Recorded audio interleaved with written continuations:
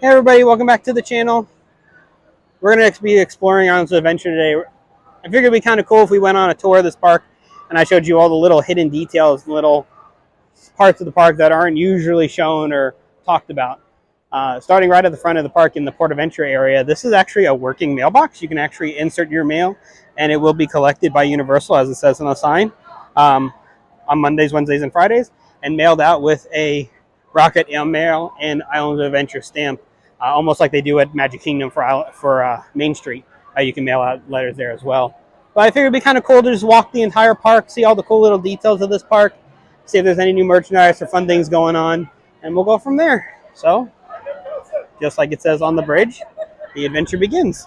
There's so many details here in the Port of Entry area of Islands of Adventure that a lot of guests don't even notice as they're walking in. You can hear different audio from different sections and different buildings. As like you walk over on the right hand side here, there is a pet shop. You can hear cats meowing and birds up in the rafters there. There is a escaped prisoner. As you can see that the bars are broken open. And there are wanted signs around the land as well. But yeah, as we come over here, you can actually hear the cats meowing in the pet shop up here. And then above the Port of Entry Christmas is the Lucky Monkey. And if you actually stand here for a while as well, he's not working right now. He's usually spinning the dice up there. You can actually hear casino noises and people winning money up on the top floors of this area above the world's finest jewelry. The windmill there. Again, you have the Christmas shop down here. Just little signs, little details. Lost explorers, meeting schedule, cancel, leave message. There's messages hanging here in little glass bottles. And then across the way, fire brigade moving closer to water. The Port of Entry Fire Department looks like it actually caught fire, ironically. And then you have the fire vehicle below it as well. Wind chimes, kite shops. And again, if you just spent a little while in this whole area of the park, you can actually hear different audio from different characters that are living in these buildings above the area and above Port of Entry as you make your way into the Islands of Adventure park itself. There's another area over here, the Crescent Cafe, the Crescent Moon Cafe. They actually have really good breakfast sandwiches. And again, a lot of people just walk by it to go right into the park to try and get on any of the big rides here as well. Of course, you can get your Starbucks and your Cinnabon right up front. The Confisco Grill is up here as well. It's a really nice sit-down restaurant off to the right-hand side as you're making your way towards Seuss Landing.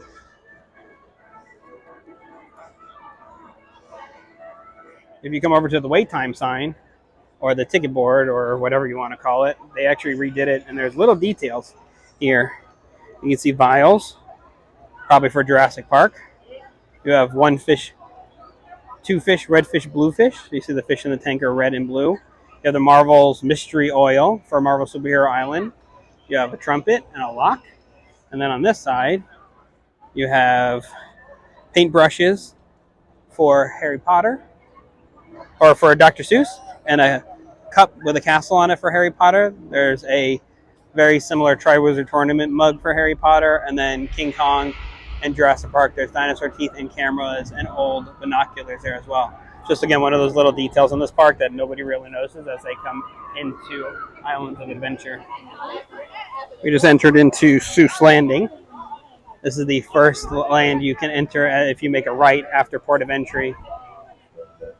The amount of detail that's in this area is really, really cool. Over here at McElligot's Pool, there's a bunch of fish in the water, and it's a really beautiful view of a waterfall.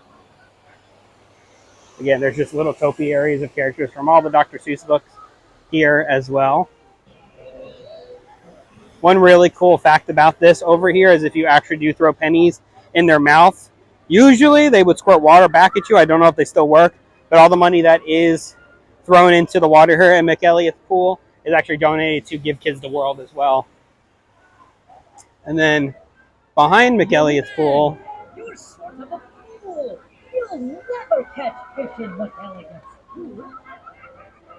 And like I was saying, back here behind the gift shop for the Cat in the Hat attraction, there's just this really cool seating area. Nobody really comes back here.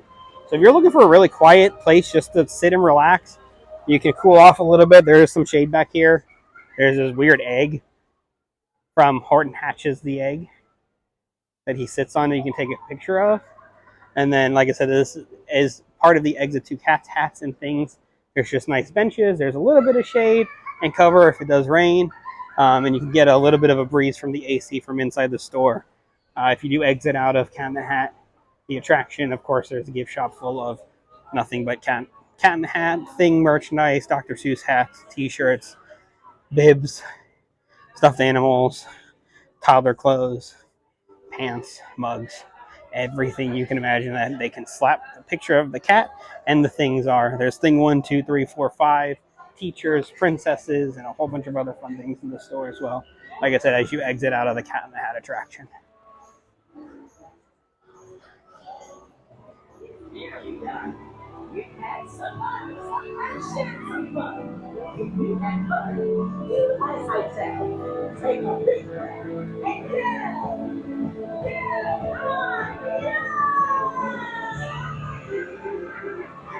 The newly opened Circus McGregor's Cafe Stupendous is some of the best theme park food you can get in a theme park now with their new menu. They do have a mobile food and drink pickup window back here by the restrooms where it says tonight grand opening. It's just this little walk-up window where you can actually purchase all the same food that's inside just to go, or you could head inside for the AC. There's amazing tables and it's all mobile order, so you just scan the QR code on your table. They'll bring out the food to you. You can order whatever you want. And then they come and clean up the table for you as well. But yeah, there's the mobile food drink pickup window next to the restaurant. Borrowed Christmas because he brought it back just in time. Yes, you did. There's the bookstore here. Character meet and greets with Cat in the Hat and the Grinch. High in the Sky Seuss Trolley train ride is still going strong and one of the highest weights in the park.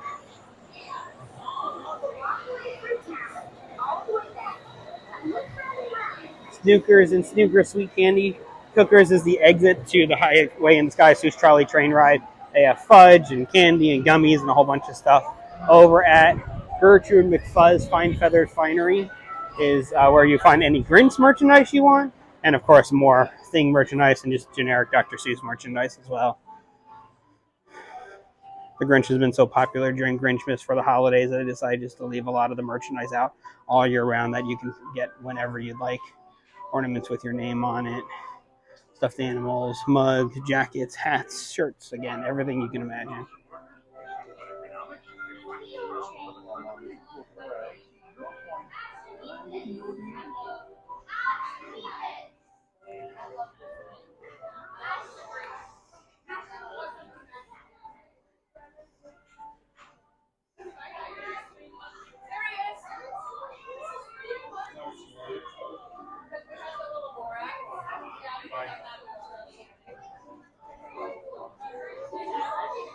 Always when we come into the store, you got to go through the little tiny ooze door. And then, of course, back here, you can get your moose juice and goose juice, frozen drinks, frozen sour green apple, and frozen orange as you make your way out of Seuss Landing.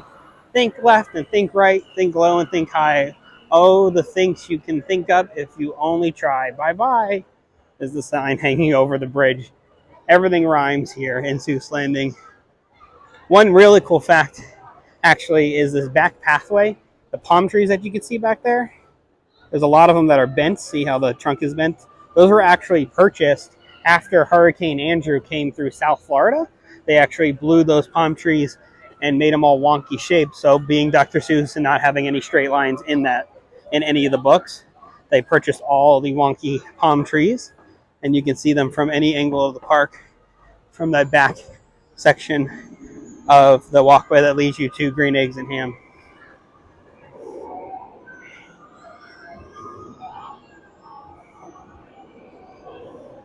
Now we enter into Lost Continent.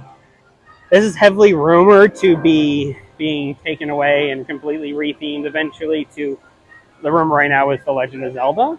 It doesn't make complete sense. They do have a pretty large show building for where Poseidon's Fury used to be, and the Sinbad show theater is still back there, so I could definitely see them doing some kind of stunt show for Zelda, and then a e-ticket big attraction there as well. If you head into the land and then make a left, you get to kind of go down this winding pathway. Nobody ever really comes down here, and this is one of the best views of the park itself.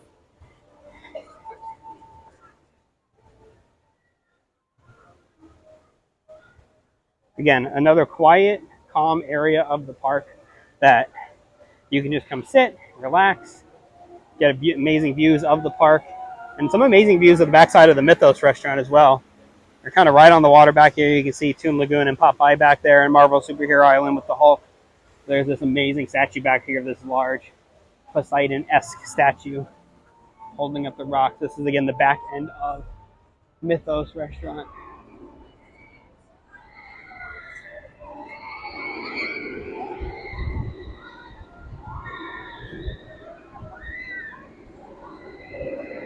It is a dead end back here. It doesn't connect anywhere. It just kind of goes back up these stairs and back into the Mythos restaurant, so you do have to head back, or if you can make your way through the restaurant. But another hidden gem of Islands of Adventure that not a lot of guests know about.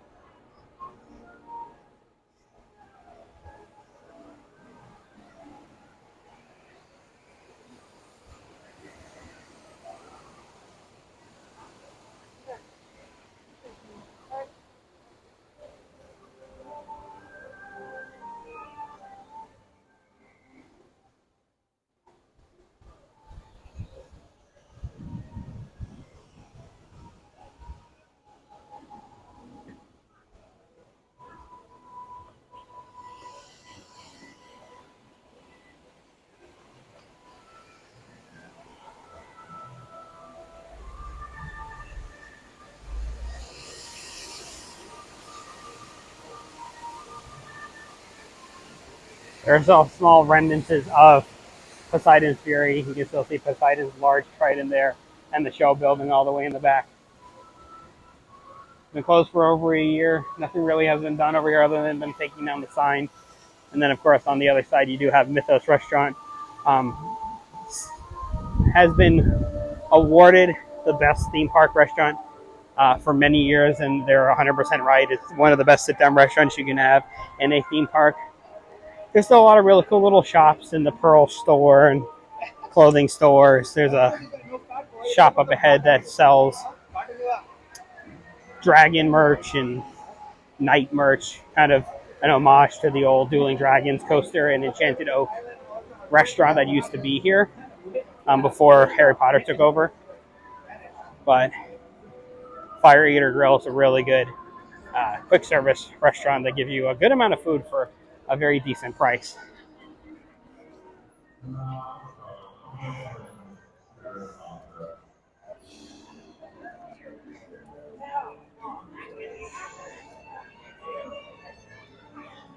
But again, it's another area of the park that's just the details that are in here are absolutely amazing.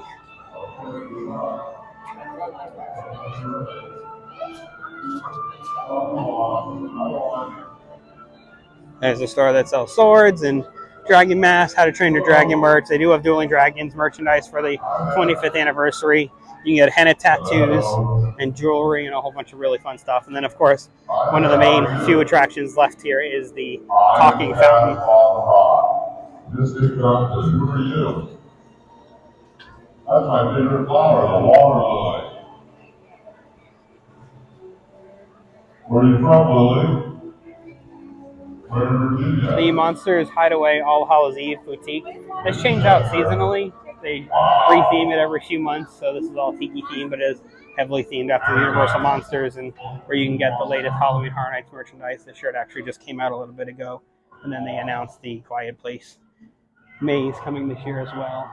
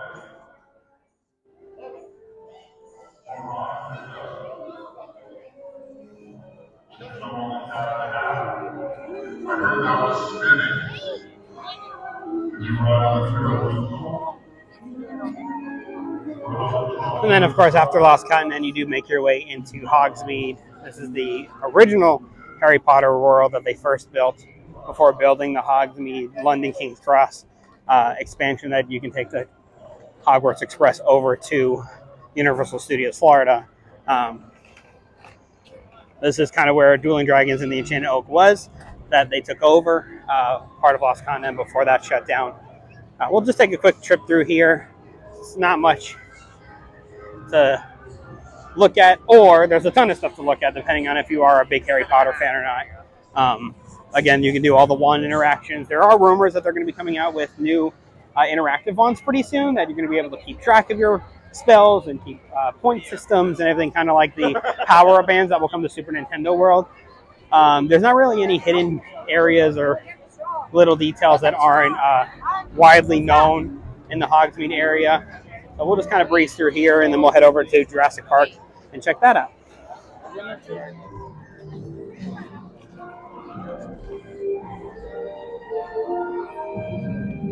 Never really gets old walking underneath these amazing arches for Jurassic Park. They used to have an arch on the other side of the land before King Kong took over. They took those down because it just wouldn't make sense. But they did add these paddock walls to block Hogwarts Castle as much as possible from inside Jurassic Park. That way it keeps with the theming of being in Jurassic Park, not Harry Potter. The watering hole is actually a really, really delicious bar, and just a place where you can just get drinks, even non-alcoholic drinks that are really good here. And then, of course, the entrance down to Velocicoaster is up here as well. That's located down on the first floor of the Discovery Center.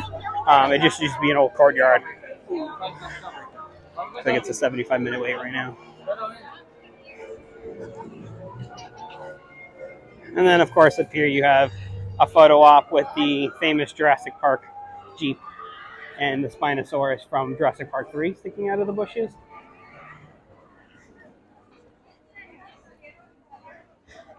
And then the vintage Jurassic Park Discovery Center, where you can actually go inside. There's a Burger Digs restaurant that sells burgers and french fries and stuff like that. And then a little small store that has Jurassic Park merchandise and hats, jewelry, stuff like that. So let's head in here and check this out.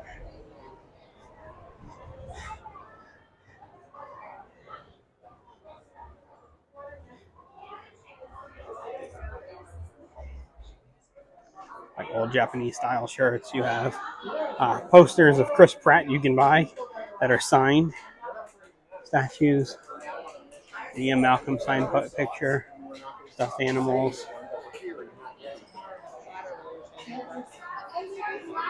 Candy. Stickers. Magnets. Jewelry. Just like everywhere else in the park, just anything that they can put on for merchandise. And then you actually enter into the Discovery Center. The top floor here is all seating for the Burger Digs quick service restaurant. That is actually pretty good. And then downstairs, they still have a couple of interactive elements, but just the famous T-Rex and Brachiosaurus skeleton there. There is a big gift shop now downstairs that they kind of just threw in the middle. But they do have trivia and a hatchery where you can grab eggs and see what's inside the eggs.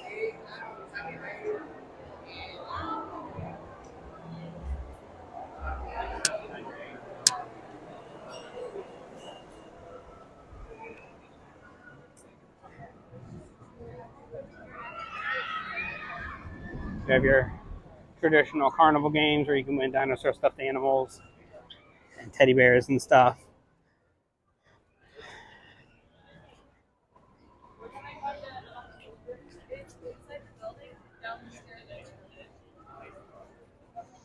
And then all this is part of the Velocicoaster that they just recently built.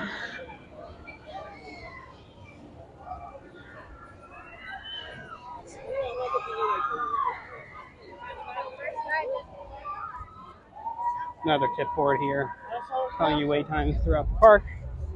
There's bathrooms all the way back there, nice, quiet, clean bathrooms. A lot of people go to. And then you got a pizza place back here, another little gift shop, and then further down is the Raptor Encounter where you can meet Blue or the other Raptors depending on which one is out for the day. There's little viewing areas for Velocicoaster back here. And then the other 3 technically attractions, which is the Jurassic Park River Adventure, the Camp Jurassic area, which is a massive playground for kids. We'll head in there in a minute because there's some really cool hidden things in there that you gotta really know where to look to find them. And then that's where Tronodon Flyers is, but it's been down for a while. They're still waiting on a part, which is a ride specifically made for children, 36 inches to, I believe, 54 inches. I could be wrong about that, so don't quote me. Yeah, the Jurassic River Park, or Jurassic River Adventure takes you on that classic boat ride where you get attacked by the T-Rex at the end before you go down the large drop. It's a pretty busy day here at Universal. Of course, you can exit out into another Jurassic Park gift shop, the Jurassic Outfitters, that has mainly clothes because if you get soaked on the ride, a lot of guests would like to just buy new clothes instead of being soaking wet all day, even in the 100-degree Florida weather. But if we go across the way to Camp Jurassic is one of the best playgrounds and interactive areas of Islands of Adventure, if not the whole Universal Orlando Resort. I'm really curious to see how the How to Train Your Dragon playground is going to compare to this. But again, this is usually where you can go on Tronodon Flyers, which is that track up there. It's hanging for kids, but right now it is down. There's a lot of really cool hidden alcoves and areas of Camp Jurassic. So if you make a left here, you head up this pathway. You're actually going to enter to the left into a cave system. The cave system is pretty cool. There's a lot of really cool stuff to see in here.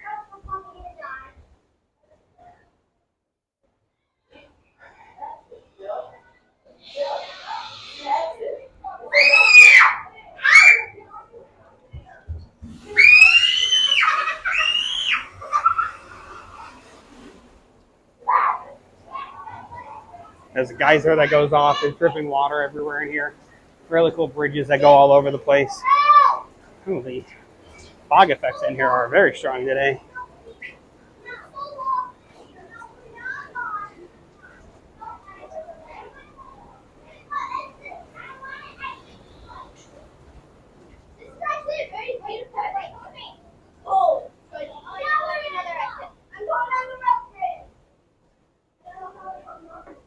And if you make your way through the cave system and up this ramp, you actually are up on the 2nd floor of the playground. Back up.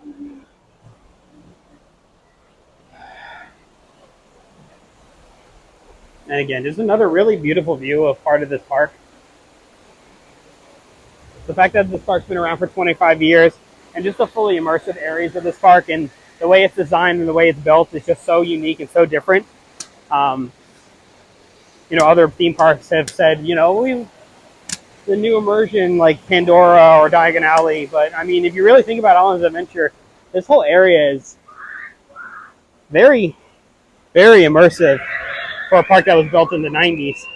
And it's stayed true to itself, and it's been just as good now as it was back then. But again, it has multi-layers. There's a big giant net climbing tower back here that you can climb up and down into.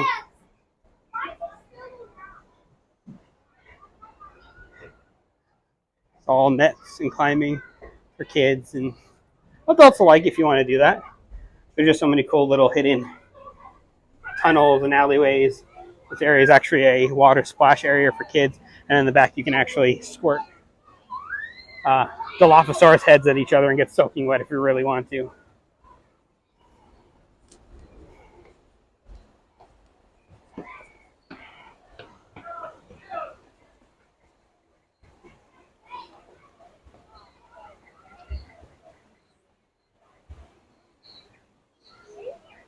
At this end of Jurassic Park, you have the T-Rex and the other classic car from the attraction, and the Thunder Falls Terrace, another great place to eat. After you continue through Jurassic Park, you'll come across Skull Island Reign of Kong. This is a newer attraction. It's been here for quite a few years, actually, but compared to the rest of the land of Jurassic Park, this is the newest part of it, other than Velocicoaster. It's kind of its own mini land. It doesn't really fit into Jurassic Park, obviously, because it's King Kong. It's a big truck that takes you on an adventure through Skull Island with an amazing animatronic of King Kong at the end of it. They did build the entire temple, which is very impressive. The truck used to actually drive out here, go around this whole area, and then the doors would open. You would actually go into the temple that way. But there's a bypass that they use for when it rains or lightning, so that way they don't have to shut down. But they've just been using the bypass every single time, and they actually got rid of the 3D effect, which, in my opinion, is better. It's a lot nicer than having to wear the 3D glasses on every other ride at Universal. But as you make your way out of this kind of mini King Kong world, you enter into Toon Lagoon. Toon Lagoon is just another one of those lands that the immersion and the detail that they put into this land is just absolutely amazing. If you're coming from the Jurassic Park side, you enter in next to Dudley Do-Right's Ripsaw Falls. Both attractions here in Toon Lagoon intend to get you completely soaking wet, as you can see. But this is one of those log flume rides where you actually plummet down and kind of go on a mini roller coaster at the bottom of it. You do get soaking wet, and if that doesn't soak you, there's cannons on the other side where other guests standing up here can actually hit buttons and soak you to the bone that way. So just like Popeye, which we'll go check out in a minute, it's the same thing. The whole intention of these rides is to get you soaking wet, where on a hot day like today where it's 98, feels like 105 degrees, these are pretty long waits usually. This is a 2-hour wait right now for Dudley Do-Right Ripsaw Falls, and we're going to head over to see Popeye in just a minute. But again, just the details of this area of the park are amazing. Unfortunately, a lot of kids today don't really know Popeye or these old comic strips from the newspapers, which is all what this is based on. Rocky and Bullwinkle, Popeye, Dudley Do-Right, Betty Boop, things like that. But it's still a very popular section of the park, and it's going to be for a very long time. And then, of course, up here,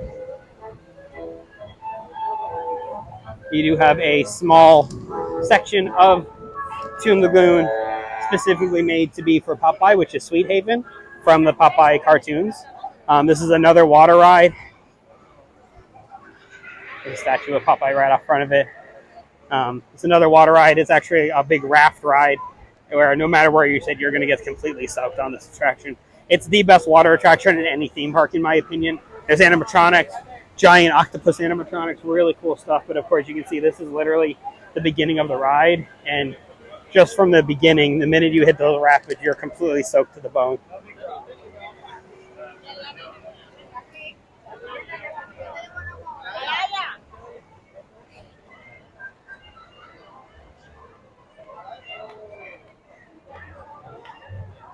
In the back of Sweet Haven and the Popeye attraction, you actually have Popeye's boat, Me Ship the Olive. It's another amazingly fun playground for kids. There are water cannons on the second floor of the ship where you can squirt unexpected guests that are on the attraction itself. I can point those out in just a minute, but we're going to, right before you get to Me Ship the Olive, if you make a right, this is actually going to take you down this pathway. This is just like the one behind Mythos. It's a little bit more known than the one behind Mythos, but again, it's the pathway that you can take just to get a really cool scenic view of the park and parts of the Popeye attraction. You see those crazy rapids down there.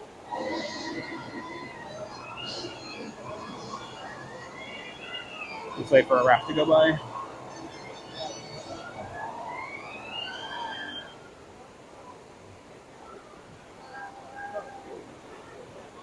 And then as they make their way under the bridge, you get to go through that, which, of course, it's completely soaking wet.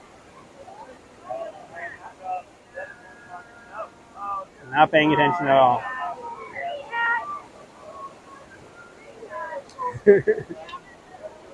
But again, this is another one of those pathways that not a lot of guests know about, and it's one of the best views of Islands of Adventure. But again, the attention to detail down here for the Popeye attraction, this boat, the anchor, you know, the water pouring out of it, the ship wheel, everything is just so well done and so well maintained. You do get views of Marvel Superhero Island, Seuss Landing, and the other two, Lost Continent and Jurassic Park, from up here. But again, as you're walking through this area, there's so many details from the Popeye episodes, like these eggs up on a nest. That's from an old Popeye cartoon episode. You can see the Hulk there going around his track. We'll head over to Superhero Island in just a few minutes after we check out here. Yeah, little fish house down there. And then another view of the actual attraction. This is where you can see those cannons from Me Ship the Olive.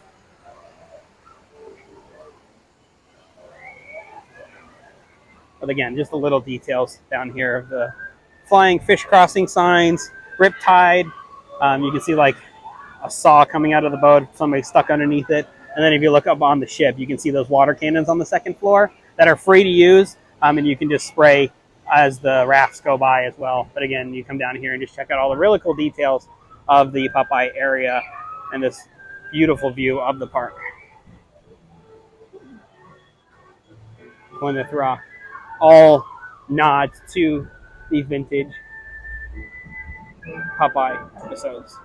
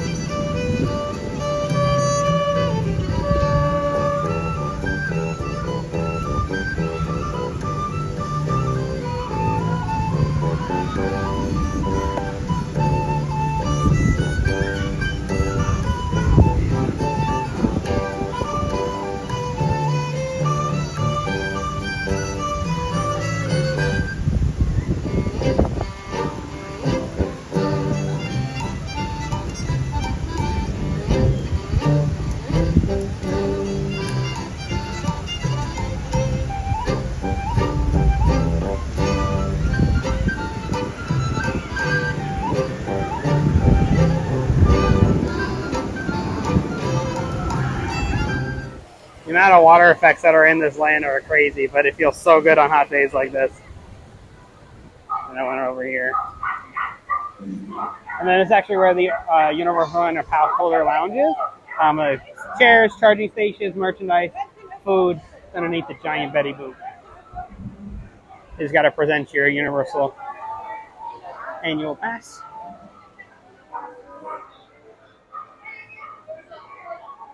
Thank you. And again, they have merchandise in here. They have Quiet Place, Horror Night stuff, Universal Orlando Pass Holder merchandise, chairs and tables that are cool, and the air conditioning. And then, of course, they have like a cooler where you can buy Coke and Monster and stuff like that. 25th anniversary Islands Adventure merch and Dueling Dragons merch as well. And as you exit Toon Lagoon heading towards Marvel Superhero Island, there's actually this pretty large amphitheater. This was used for a handful of years. There was a BMX show in here for a while. They actually used this theater for Bill and Ted's Excellent Halloween Adventure when Halloween Horror Nights was located at Islands Adventure for about 4 years. Technically 3.5. One of the years was half here, half at Universal. Ever since then, the theater's just kind of left abandoned. The lights are on. There's nothing really going on in there. I wish they did use a lot more of this area, or at least get rid of it and expand it to be more of either Marvel Superhero Island or Toon Lagoon, or even just a new attraction, kind of like King Kong is by Jurassic Park. It's its own little area. But from Toon Lagoon, we do enter into Marvel Superhero Island, all based on the Marvel comic books. This was here long before Disney owned Marvel, and they did work out a contract with Disney to keep this land. Back behind these bushes is the extended queue for the Amazing Adventures of Spider-Man. You can see that big J. Jonah Jameson statue there. Not a lot of guests get to see that unless they're back there, really far back in that extended queue. And then this is the side entrance for the Daily Bugle. They use this when the main entrance for Spider-Man is closed down for refurbishment. Again, another amazingly themed area, especially being from 25 years ago when this park did open. This was one of the most amazing places to walk through, and still is. Listen up. Dr. Doom and Green Goblin are reportedly within Marvel Superhero Island. Civilians should exercise extreme caution. Do not attempt to apprehend. S.H.I.E.L.D. is requesting any and all available superheroes. Report back the presence of any superhero. You can come into the store and purchase Sideshow collectible statues, the Hot Toys figures, other toys, action figures, and up-to-date comic books that they sell in comic book stores across the United States and the world.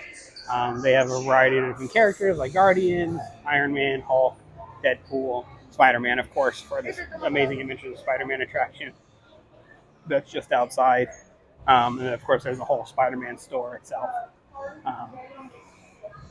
They even sell Roosevelts in here. These are an amazing shirt company. I'm not a spokesperson for them. I just like wearing them. They're very comfortable, and they're very nice to wear even on hot days to the parks. You can just see all the Marvel characters all across all the buildings and the areas of this land. And the characters do like to roam around this area a lot. Like they said over the PA that Dr. Doom and Green Goblin have been spotted somewhere in the land. They just like to hang around and see what kind of shenanigans they can get into. And then the superheroes will come out. Usually it's Captain America, Cyclops, Spider-Man, Wolverine, Rogue, and Storm will come out to save the day and take pictures with their fans. You can meet Spider-Man throughout the day. He's actually located back there where it says store. That's his meet and greet. So again, just the details of this whole area. Another great view is back here for Dr. Doom's Fearfall. If you brave the ride itself to get up to the top of that tower, it's some of the best views of the theme park in general. You can always request to sit on the theme park side. They usually accommodate pretty well. Never have really an issue with it. But again, like this is another really just cool area where you can just kind of sit, enjoy the ambient music and craziness of Marvel Superhero Island as the villains and heroes come out to wreak havoc on the city. There's an arcade, a couple other restaurants back here, and some seating areas back behind the Captain America diner. And then, of course, you make your way towards the port of entry once again, where we entered into the park underneath the giant green Incredible Hulk coaster. They actually did update the cars a little bit a couple years ago. Fall Out Boy actually does the audio for it now. It's very hard to hear on the track because the speakers were actually located at your feet. I wish they were located in the headset so you can hear it a little bit better, but it's still an amazing roller coaster here in the park. And then you have Cafe 4 where they have pizza and pasta. And they do a character dining experience there once in a while as well.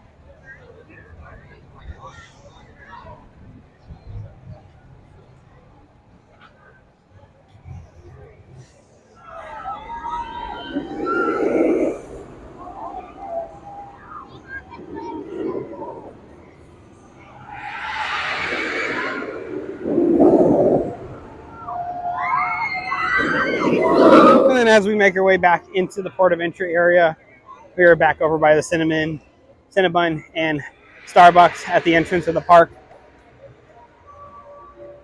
We'll walk through the big gift shop up ahead, see if there's any new merchandise, and we'll go from there. I hope you all enjoyed this kind of video. It's kind of new for me. I thought it would be kind of cool to just walk the park and show you a little bit of every land, little hidden things here and there as well. If you like this video and you want to see more like this, comment down below. If you do like this video, please subscribe to our channel and like the video and share it, so that way we can keep making videos just like this one. I will be posting a few more videos of the Epic Universe Preview Center. I'm going to post the announcement they made for Dark Universe soon. But we're having so much fun producing these videos and just showing the places that we love to come visit, especially Universal Orlando Resort, and can't wait for Epic Universe to open next year. But as you exit out of the park, you can head into the Islands of Adventure Trading Company store. It has everything from Harry Potter, Marvel, Cat in the Hat, just a bit of everything from actually both parks in here as well.